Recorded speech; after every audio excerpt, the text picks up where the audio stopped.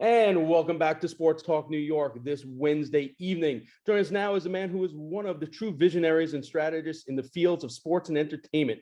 As the president of Madison Square Garden from 1991 to 1994, he was ultimately responsible for the operations of both the New York Knicks and the New York Rangers, who won their first Stanley Cup in 54 years in 1994. He was also responsible for the direction of the MSG Network, the nation's largest regional sports network, MSG Entertainment, and the MSG Facilities Group, which operated the Garden Arena and the Paramount. While president of MSG's network in 1988, he negotiated the landmark 12-year, $486 million deal to telecast New York Yankees baseball, and the network grew to become one of the largest and most profitable regional sports networks in the country. It is a pleasure to welcome the man who gave the Ranger fans the moment that would last a lifetime, Bob Gutkowski, to Sports Talk New York. Welcome, Bob. Welcome. It's nice to see you guys. You read my bio very well, I must tell you. Hey, listen, and you also gave me one of the greatest moments of my life for sure. But before we get to that, you had so many unique experiences. So let's go way back to your time at NBC.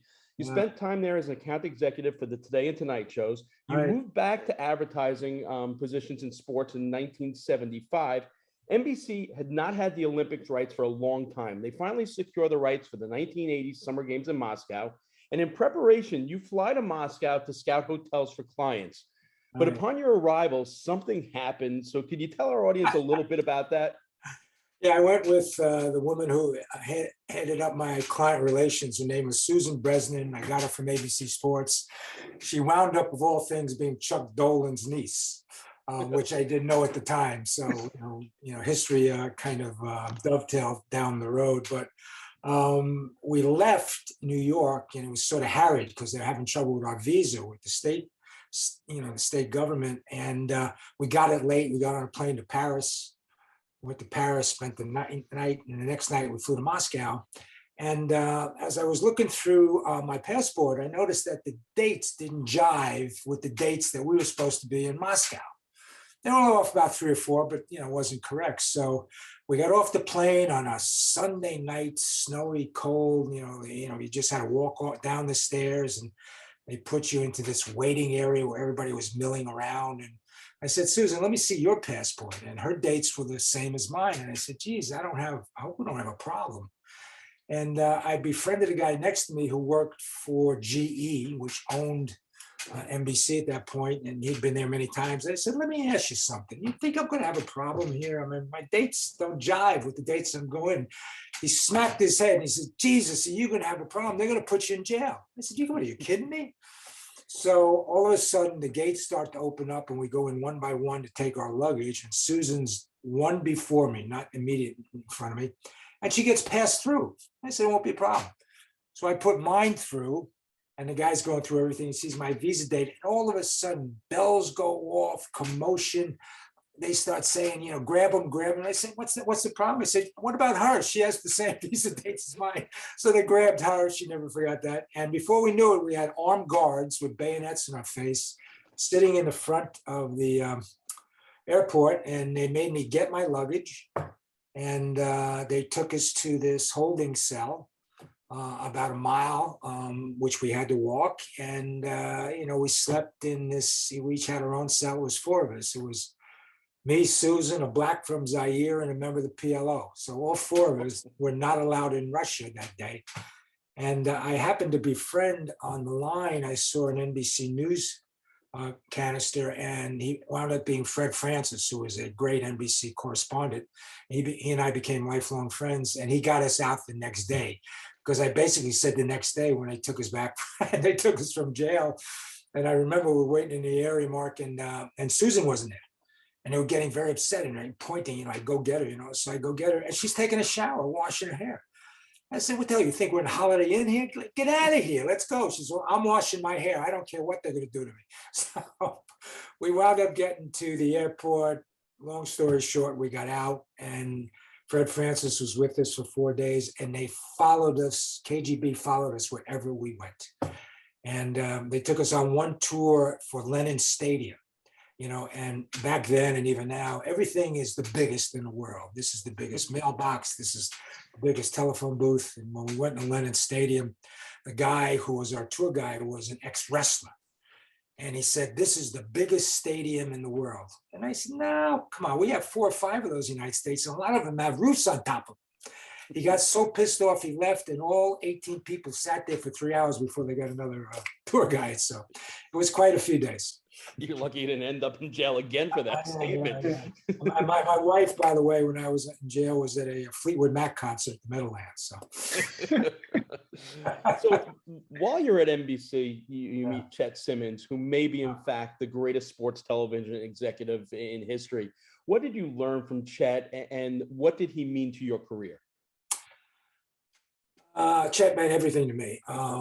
Chet and Roone Arledge were really the 2 great early sports television executives. They worked at a company called Sports Programs, Inc.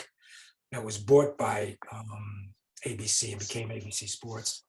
And Chet was the classiest, brightest, most intelligent programmer, sports programmer I'd ever been around.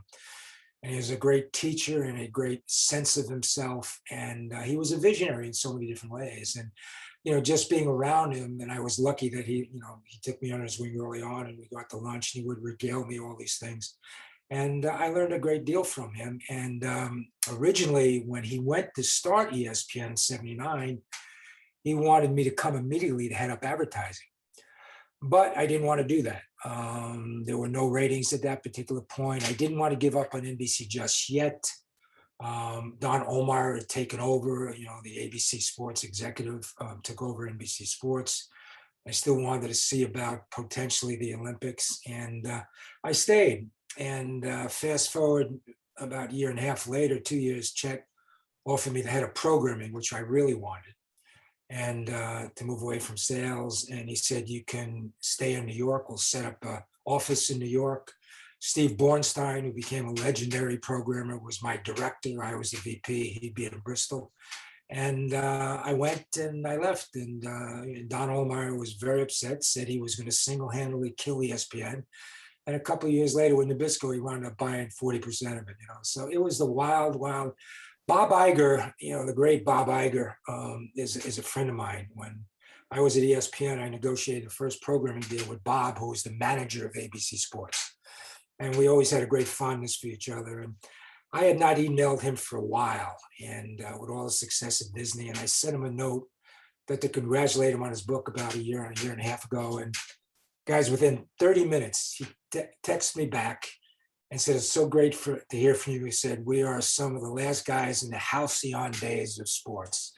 And the late 70s, early 80s, the ESPN time, was a unique period. And now the world is changing again, from broadcast to cable and now streaming. So, we've seen all the changes, and I was fortunate to be under Chet's wing, and I learned a great deal from him. And I wound up bringing him back into my orbit when I went to Madison Square Garden Network to try and build that.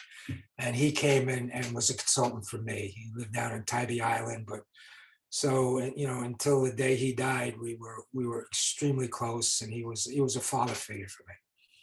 So it's amazing. You mentioned the early days of ESPN, and you take a look at your work at sports sales at NBC. The opening at Madison Square Garden Network comes about. And for our younger audience that don't know what those early days were like, tell us what it looked like 37 years ago when you took over that position. That's an interesting question. I got there because I left NBC. I went to Paramount Pictures in their syndication arm, and Paramount at that point owned Madison Square Garden. And interestingly, ABC Sports wanted me to come and become president of ABC Sports Sales to represent a great guy named John Lazarus. And I was under contract with Paramount, and they would not let me out of my contract. They kept me at Paramount, and there were letters going between Marty Davis, the chairman of Paramount, and Roone Arledge about me, and I knew neither one of them.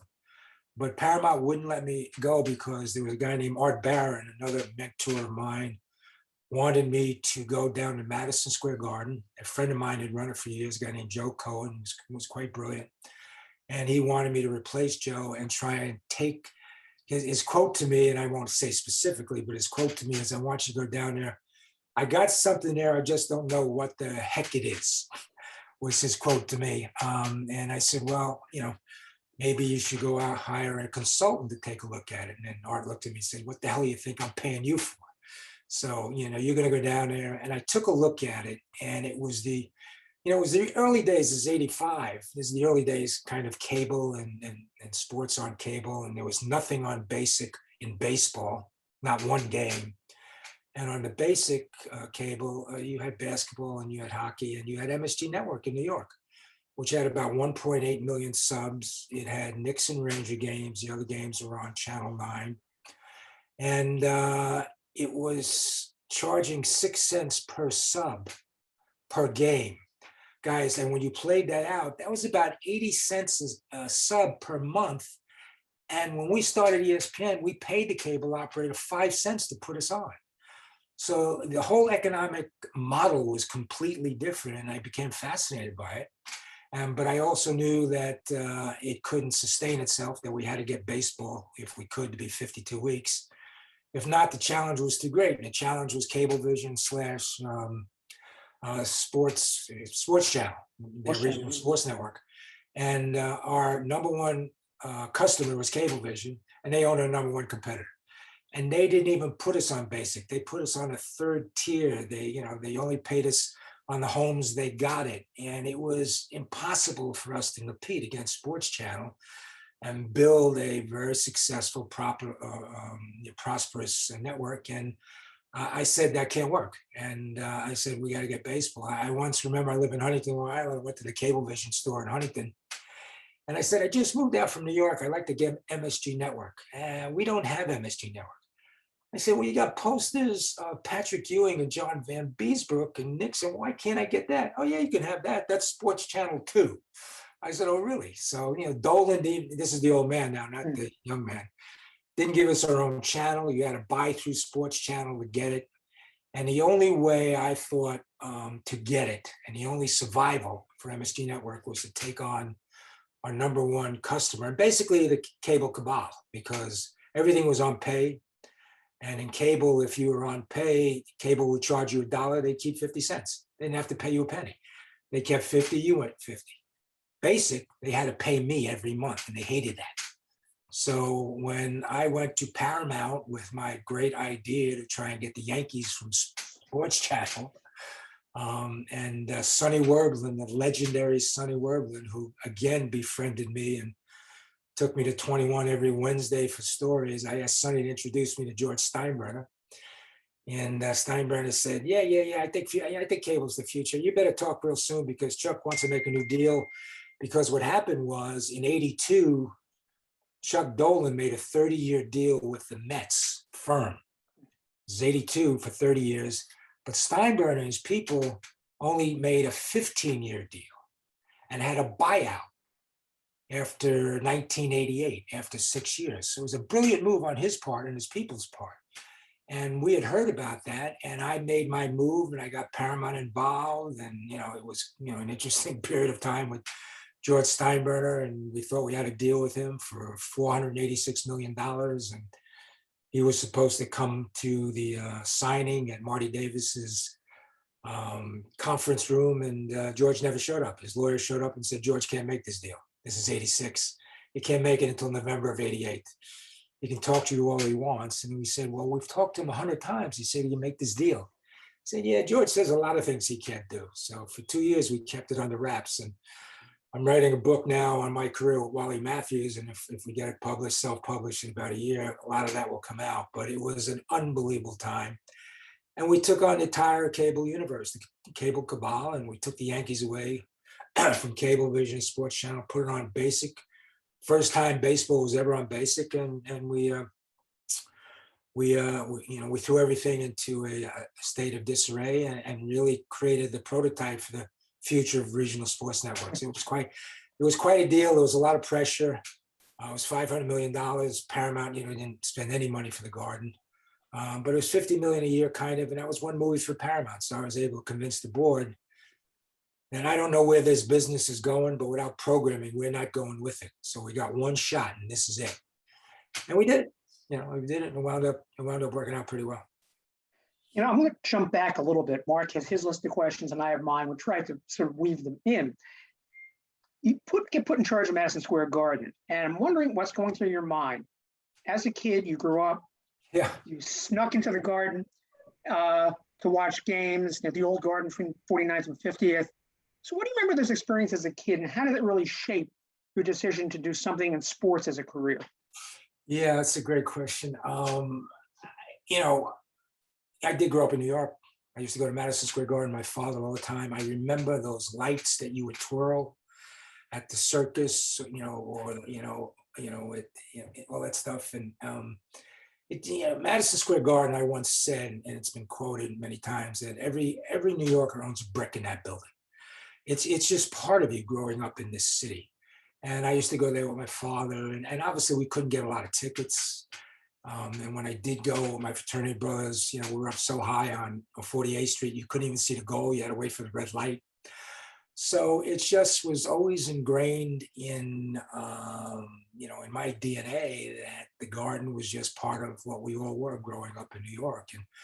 And, I fell in love with Marv Albert, and we used to listen to Marv at all the bars that we used to go to, and Marv became a great friend. So it was an unbelievable, not culmination, but an incredible step in my career that I was going to go to Madison Square Garden, number one, to try and build this network, a place that, I used to go to all the time, and then Madison Square Garden.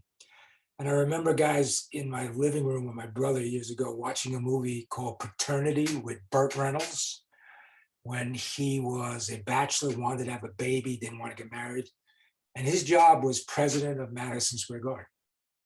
And I remember sitting up with my brother and saying, I'd like to do that someday. That would really be a fun job. And one point in my garden, I wrote Burt Reynolds a letter, invited him to come and be president of the Garden for one day. So it was, the old phrase, dream come true kind of stuff. But in a lot of ways, it really was. I mean, I just couldn't imagine that was who I was. And I was going to have X amount of years, and only X amount of years because I didn't own it. And it was a complete joy for me and my family. And we had relatively good success too. It was a great period too. The early 90s with the Knicks and the Rangers and some great people there, both, behind the scenes and on the ice and on the court. We were all very lucky that we participated in that particular time. One of the things I remember from your early days there was boxing had a big presence on the network. And maybe I have this wrong. I remember seeing a very young Mike Tyson. I think he might have been 9-0 at that point. And I think he had a fight against a guy named Bob Coley. And I remember it was like one of my first recollections of seeing Mike Tyson. How important was boxing to the network at that time for programming wise? Well, it's again, reliving so much stuff. Boxing was very much in my blood. I love this sport. But not only that, when I was vice president of ESPN programming, I did a tremendous amount of boxing. And when I got there, we just had Thursday night fights with Bob Arum. Bob had an exclusivity on it. I broke the exclusivity on it. I brought King in to do fights. I brought Jimmy Jacobs and Bill Caton. And they had a great fighter in a lightweight named Edwin Rosario, who was a terrific fighter.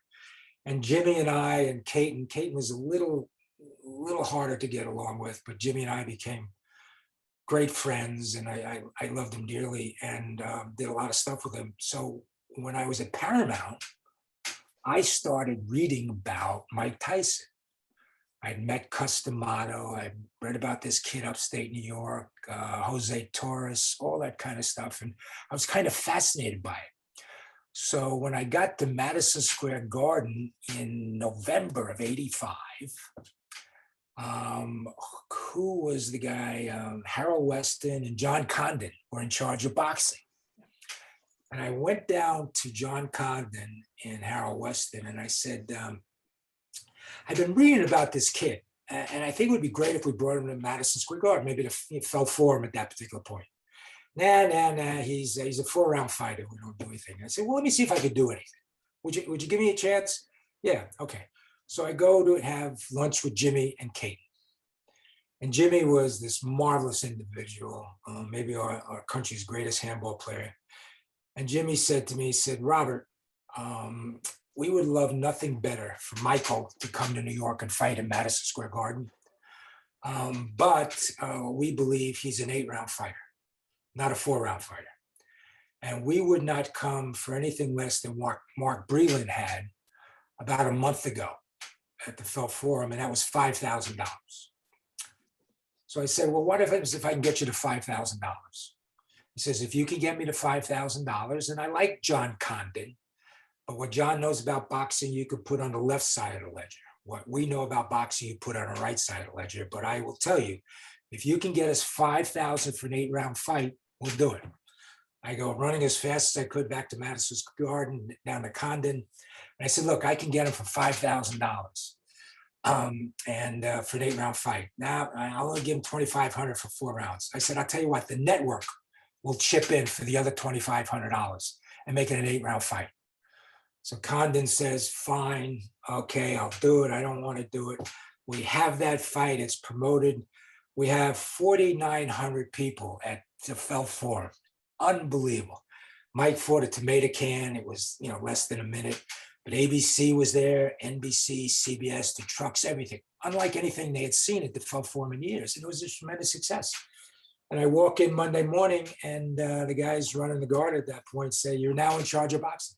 So I was now the head of boxing, as along with MSG Network. And then I tried to bring somebody in, because if you think of the history of Madison Square Garden and boxing, and it reminds me of a story. I was in a cab in London, one of those black cabs, and a great English driver. I was sitting in the back seat, and he said to me, so what do you do? And I said, well, look, I don't know if you ever heard of this place, but I'm the president of Madison Square Garden. He goes, oh, yes, isn't that where they bop themselves on the nose? So the Garden was known around the world for boxing, not Knicks and Rangers, boxing. And I wanted to see if we could bring it back to some kind of luster. It was very hard. The business changed. We had no drop other than 8-card money games outside the building. And Bobby Goodman came to join me, Don King's guy. And we had some success, and we started promoting guys, which the Garden had never done. Camacho was there. They let him go. They didn't promote him. They didn't do anything. And we became a promoter. And we had, as I said, some limited success, but it was very difficult to compete against Las Vegas. But we brought some big fights in, and I brought Mike in for a couple of fights at the Garden. And he told me, he says, I want to fight 2 fighters one night at the Garden, So it was a great period, didn't last, but I cared greatly about boxing, and I cared greatly what boxing meant to the Garden in New York. And I think they're bringing more fights back. But the business of boxing has changed, much different than I was there. That's 35 years ago. So you mentioned, when AJ asked you about your early years at the Garden, you mentioned Marv Albert. And one of the things you were very instrumental in was switching Marv from the radio side to TV, and then also switching out Butch Beard with John Andres. Yeah. Take us through your thought process and, why you thought that, needed to be done and the success of that pairing. Yeah. We had Jimmy Carvelis and Butch Beard. And I knew Jimmy, and I liked Jimmy, didn't know Butch. They were okay, they were, fine at what they did. But I was really interested in building MSG Network into a complete centerpiece of regional sports and really reflective of what the Garden was all about. And I wanted A talent. And those guys were just a little bit below A talent. And it's hard to tell somebody that, it's hard to hear it. But when the time came to make a decision, I felt that's what I had to do. And I wanted to talk to Marv first to see if he was interested, and he was very interested. And so was John Andres. And John Andres was a terrific color guy for the Knicks. And they did terrific radio broadcasts, which were better than the network broadcasts. And driving home one night, I said, I'm going to switch. And I did. Butch didn't take it very well. I put Jimmy on radio. And Marv and John were terrific for many, many years. And Carvelis was very good. The other thing I did was that, Walt Frazier would not come back to the Garden for many, many years. He didn't feel like he was wanted, or it was a place for him to be again. And I felt that Marv and Earl and all those guys were, they were our natural resource. I mean, they were our heritage. And I had a lunch with Walt and said I wanted to put him on radio. We put him together with Carvelis, and he's gone on and had this career. And Earl Monroe, who I adored, we put him on a backup. So we were really building what we thought was awfully good talent to represent the product that we had in the building, and hopefully the building would get better. But we made the graphics better. Stars would come in, concert guys would come in, and I would say, let's put a microphone in front of them and just say, we came up with the phrase, we're MSG Network, we bring the garden home. That was our first phrase. We're going to bring the garden home to you. And we had every star that came in the building did a little teaser for us. Hi, I'm Paul McCartney. You're watching MSG Network. And people started to recognize that early on. It was fascinating. And it was all started the building process of what we wanted to do, because I eventually knew I wanted to build a network sports operation, and I wanted to get the New York Yankees. I originally wanted the Mets because I'm a Met fan. I grew up hating the Yankees, and but they gave their rights away for 30 years, and we had one shot with George. And I remember when I had we were at the Ranger playoff game, and my wife and family there. My daughter was 8 years old, and I'm talking to Steinbrenner. She pulls me away, and she said, "Daddy, why are you talking to him? We hate the Yankees." And I said, "Sweetheart, get away. This is business. Just go talk to your mother right now. I got to see if I can make a deal here." So it was all about product.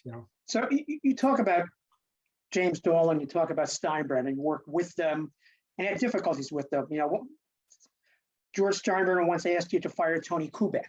Right. And Jim Dolan didn't want you to cut in to have the president declaring war because he wanted to cut into a Knick game. So who was the tougher one to work with, and why? Yeah, let me set the record straight. I didn't work one day for Jimmy Dolan, not one day. Yeah. When Chuck Dolan bought the Garden with IT&T, Viacom released me because I wasn't going to work for Chuck, and Chuck didn't want me, and that's the way it was. That was no problem. I had a lot of respect for Chuck Dolan, although he was a very difficult guy, but came across like a 8th grade science teacher. As nice as he could be, but when it came to business, he'd rip your heart out. But he was brilliant. He was one of the builders of the cable industry. A real visionary. But a tough guy, and we really upset his business plan by taking the Yankees away, and he never forgot it. The guy I worked for was Marty Davis, who was very difficult Paramount, very difficult. And George Steinbrenner was a unique bunch of guys, and that there are a lot of different parts of George. And George and I had a great fondness for each other, great respect for each other. One of the reasons is I convinced Paramount to give him about $500 million. So he liked me because of that. But George was also the kind of guy that you had to go back in his face. Because if you did not, he had control over you. And when he had control over you, you really couldn't deal with him the way you wanted to be able to deal with him. So there were a couple of issues that when we negotiated the big deal with the Yankees, we got in there that George would not have say over who I could hire as announcers, because I thought Tony might be one of them. And we just gave you $500, $1 million. You're not going to tell me who I can hire. But I will give you respect. I will let you know who I'm hiring. So we wound up hiring Tony, who I knew very well from NBC Sports. And my first question to Tony when we were talking was, "Tony, you got to be honest with me. Do you hate Steinbrenner?" "No, I don't hate George. George is fine. He's an onerous." And I said, "Can you deal with it?" "Yeah, I can deal with it. Yeah, I can deal with it." Anyway, we hired him. And I remember calling George up in the car phone and saying, "George, I just want you to know that we've hired Tony Kubek." And there was history there.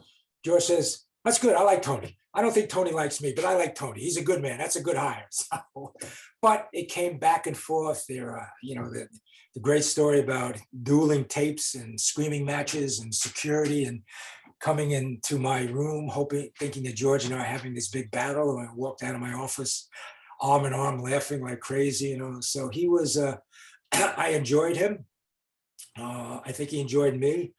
And he was very lucky that we were there at that particular time, because it completely changed the valuation of the New York Yankees and allowed them to do things that they were going to be able to do for a long period of time, And I was accused of the guy that ruined baseball because I gave the Yankees so much money. And, I now see Tom Brady just got $375 million from Fox. So, we were As a futures contract. We were in the early stages of it. That's all. So we don't have much time left, and obviously one of the biggest legacies you left behind at Madison Square Garden is breaking the Rangers curse from 1940.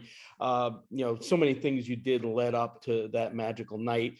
JD had a hand in actually getting Mike Keenan hired, and one of the great stories is, after it all got done, you wanted to open up champagne, and Mike Keenan said, "No, let's just do beer. We'll do champagne when we win the cup." But I think probably the biggest impact you had was at the trade deadline. I know that, Neil and Mike were not really seeing eye to eye, and you got a call from Rob Campbell around trade deadline. Can you share that story with our audience? You've done your homework, guys. I got to tell you that. It's almost like you read my book already. I haven't finished it. Keenan, I became aware in February that Keenan and Smith were not talking. There was no communication whatsoever. I was getting this through a third party. I was getting very concerned, obviously. I knew that we had a good team. I'm not so sure we had a great team. I knew that there were issues between the general manager and the manager, and they wouldn't talk, and trade deadline was coming up. And JD and I would talk a lot. JD and I were very close. I would bounce a lot of things off of him. He's the one that really was instrumental in us getting Keenan through me and then through Smith. A day before the trading deadline, I get a call from Rob Campbell, Keenan's agent, who said to me that my client just wants you to know that this team is not good enough to win the Stanley Cup, and he does not want to be held accountable. He has not talked to the general manager in over 60 days. And I said, you know what? I'm aware of that. And this is what we're going to do. Tomorrow morning at 10 o'clock, I had a conference room off my office. I said, I want your client to be in my office, and Neil Smith will be in there with us. And we're going to sit down and we're going to talk this thing through. And he said, my client will be there. And prior to that, there were a lot of articles being written that Keenan wanted Smith's job, this, that, and the other thing. And so that night, I summoned Smith to Suite 200 at the Garden at the Knick game. And I said, I talked to Rob Campbell. I got a call from Keenan's agent. You got to be in my office tomorrow at 10 o'clock. We're having a meeting with Keenan. I don't want to go. What do you mean you don't want to go? He's a junkyard dog. I can't deal with him. I said, well, you're going to deal with him. You wanted him, and you're going to be held responsible. Why do I have to be held responsible? Because it was your hire. I'm responsible for you, even though I didn't hire you. You work for me. You're responsible for Keenan. You either be there at 10 o'clock tomorrow morning or you're fired. You make that decision. 10 o'clock in the morning, he showed up. And I put him on different sides of my conference table, and I got in the middle. And I said, guys, we got a real problem. And the Garden is being sold. And there's only one guy in this room that's really going to get screwed here, and that's me. But before that happens, we're going to sit here and we're going to figure out what we have to do to make this a better team. And I don't care how long it lasts. And I said, the first thing, Mike, is there's been rumors going around in the paper that you want Neil Smith's job. Mike, that's not going to happen. You're the coach. Neil's the general manager. So put that out of your mind if you think that's the case. No, I don't want that. I don't want that. Neil says, I know he doesn't want it. And I said, Neil, baloney, of course you think he wants it. And I don't blame you. It's being written. I understand it. But it's not going to happen. So we're going to sit here and figure out what we want to do. So Mike says, look, I really appreciate the opportunity. And he said to me, he said, I'm like a baker. And when I'm making a cake, I know that there needs to be a little more sugar in the icing. I said, well, if you're not communicating with the general manager, how does he know your icing doesn't need sugar unless you tell him? So we're going to sit here and you're going to tell him it needs sugar and guys are going to go back and forth. And then Neil jumped in and all of a sudden they started talking and talking and talking and talking to the point that I got up and I left. And I went down the office to my head of communications, Monty Bagley, a great lady. I sat across from her, put my shoes up on her desk, and I said, Monty, if we ever win a cup, it's going to be because of this meeting. Back to my office, 3 hours later, Neil pops his head in and says, that was terrific. I really appreciate that. Mike and I think, are on the same page. I feel good about what I have to do. And he went off and he made some great moves, because the reality is Neil was an excellent general manager and Keenan was a coach. And even though they hated each other and there was a difficulty working, they made each sort of better until you couldn't keep that any longer. And I couldn't keep that glue there because I was going to be gone. And I told, and there's a whole story on how Mike left, and it's an ugly story, ugly. Yeah, but I told Mike I couldn't protect him if I was going to go. But they went off and they did what they had to do together off of that meeting. And through Neil's trades, that's why they won a cup. So obviously those trade deadline moves paid off. Stephen Matteau was one of those trade deadline acquisitions, maybe one of the greatest moments in Madison Square Garden history. And full disclosure, I was a season ticket holder back then. So if you want to send me a bill for the dent in the row 3 and 314, 7.7 seconds left, I don't think I've ever punched a chair as hard as I did when Zelepukin scored that tying goal, but led to one of the greatest moments, and obviously on the road to the Stanley Cup. So I just want to thank you for that, and most importantly, and thank you for your time tonight. There was so much we didn't get to, and we're looking forward to your book. So when the book comes out, we'd love to have you back, because AJ and I had probably another 50 or 60 questions that we never got to. Easily.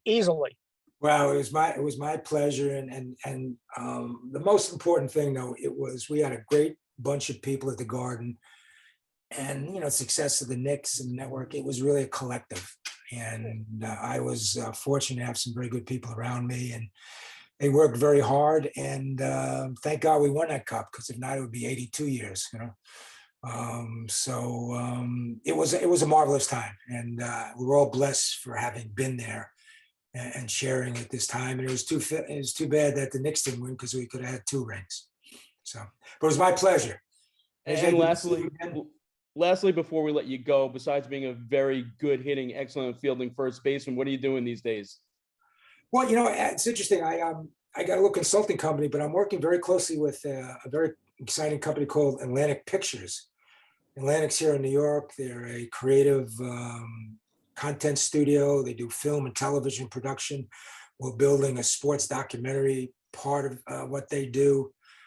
They do a lot of film shooting with buildings and restaurants in New York, and it's really a lot of fun for me and exciting. The guys that run it are terrific, and they love my background and what I've done, and it's been a joy at this particular period of my life. Awesome, Bob. Thanks once again. Bob Gutkowski, former president of Madison Square Garden.